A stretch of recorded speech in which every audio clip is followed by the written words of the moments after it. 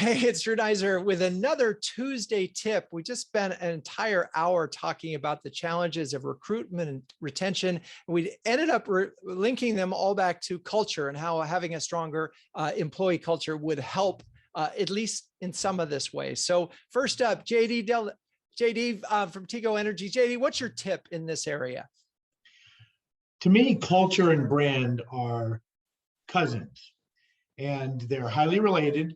And if you're not actually developing a good brand for your customers, how can you be generating a good brand internally, culture for your employees? Okay. So to me, they're reasonably synonymous. All right. So we've got to if we build a stronger brand, it will sort of roll over into the recruiting world. Okay. Ali McCarthy from Skience. Ali, what's your tip in this area? I would say be fearless in your ability to infuse purpose into the company. Don't be afraid. I love that. And we talked about that because it's often hard, very hard to talk about purpose at, say, a VC-backed company where they're saying only talk about demand. Don't ever use that word. How can CMOs sort of make sure that purpose is on the table and taken seriously?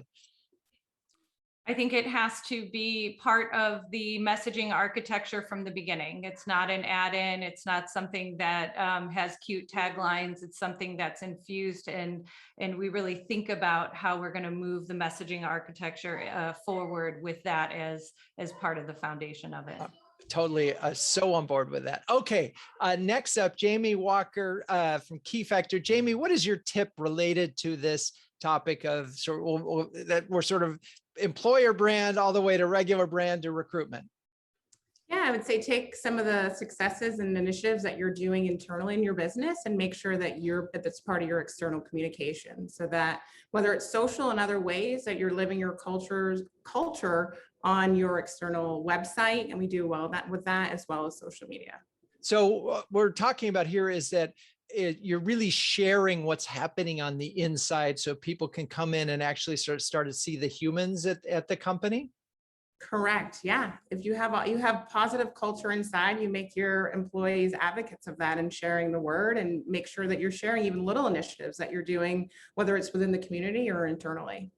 You know, there happens to be an entire chapter on that in my new book, Renegade Marketing. Okay. All right. Let's, Chris Willis from Acrolinx, take us home. What's your tip? I mean, I think I'm going to double down on what Jamie just said, but it's about including your employees in the creation of your brand and your value set. And then if they're part of that, they're communicating that.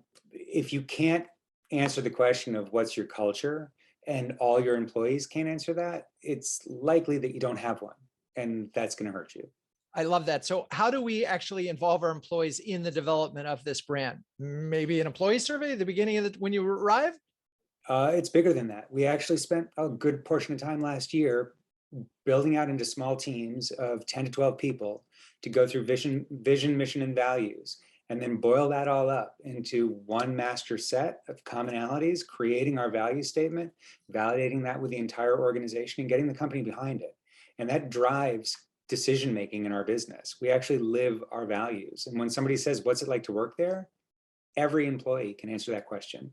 I love it. All right. Well, if you want great tips like this, check out CMOHuddles.com. We just came out of an amazing, really energetic, that actually all roads pointed back to purpose. I'm Drew Neiser. That's your Tuesday tip. We'll talk soon.